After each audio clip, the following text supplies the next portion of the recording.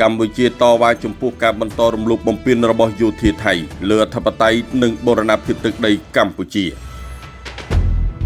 រាជរដ្ឋាភិបាលនៃព្រះរាជាណាចក្រកម្ពុជាតាមរយៈក្រសួងការបរទេសនិងសហប្រតិបត្តិការអន្តរជាតិបានធ្វើការតវ៉ាយ៉ាងខ្លាំងចំពោះការបន្តរំលោភបំពានរបស់ថៃលើអធិបតេយ្យនិងបូរណភាពទឹកដីរបស់កម្ពុជានៅតាមបណ្ដោយព្រំដែន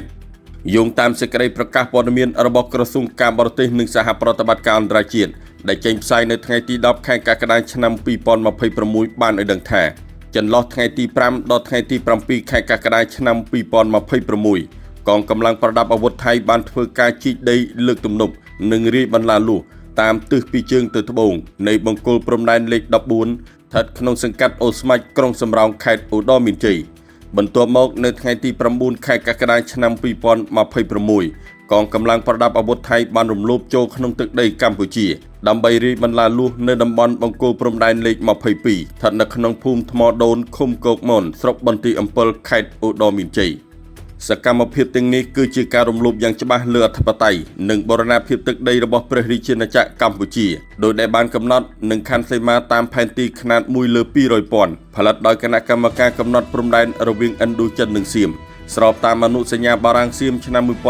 1904និងសន្ធិសញ្ញាឆ្នាំ1907សកម្មភាពទាំងនេះក៏រំលោភបំពានផងដែរលើមាត្រា5នៃអនុសារណៈនៃការយោគយល់គ្នារវាងរាជរដ្ឋាភិបាលនៃព្រះរាជាណាចក្រកម្ពុជា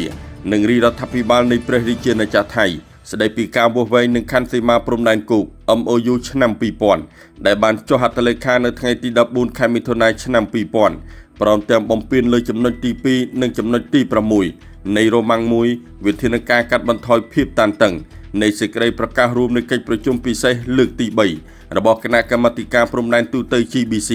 ចុះថ្ងៃទី27ខែធ្នូឆ្នាំ2025រាជរដ្ឋាភិបាលកម្ពុជាបានបញ្ជាក់ជាថ្មីថាកម្ពុជាមិនទទួលស្គាល់ជាដាច់ខាតនៅខ្សែព្រំដែនឬការទាមទារទឹកដីជាឯកតោភាគីរបស់ភាគីថៃនោះឡើយហើយសកម្មភាពខាងលើនេះនឹងមិនប៉ះពាល់ដល់សិទ្ធិស្របច្បាប់ឬជំហររបស់ព្រះរាជាណាចក្រកម្ពុជាទាក់ទងនឹងខ្សែបន្ទាត់ព្រំដែនអន្តរជាតិរបស់ខ្លួនឡើយ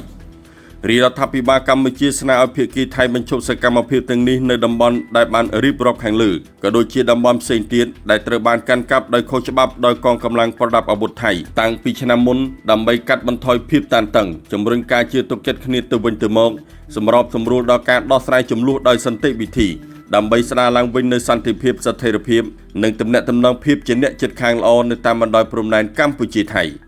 កម្ពុជានៅតែបដិញ្ញាចិត្តក្នុងការដោះស្រាយរាល់ជម្លោះព្រំដែនជាមួយប្រទេសថៃក៏ដូចជាជាមួយប្រទេសជិតខាងទាំងអស់ដោយសន្តិវិធីស្របតាមច្បាប់អន្តរជាតិនិងកិច្ចព្រមព្រៀងទ្វេភាគីដែលមានស្រាប់ព្រមទាំងប្រកាន់ខ្ជាប់នៅជំហរជាគោលការណ៍របស់ខ្លួនថាបន្ទាត់ព្រំដែនមិនត្រូវផ្លាស់ប្ដូរដោយប្រើកម្លាំងនោះឡើយ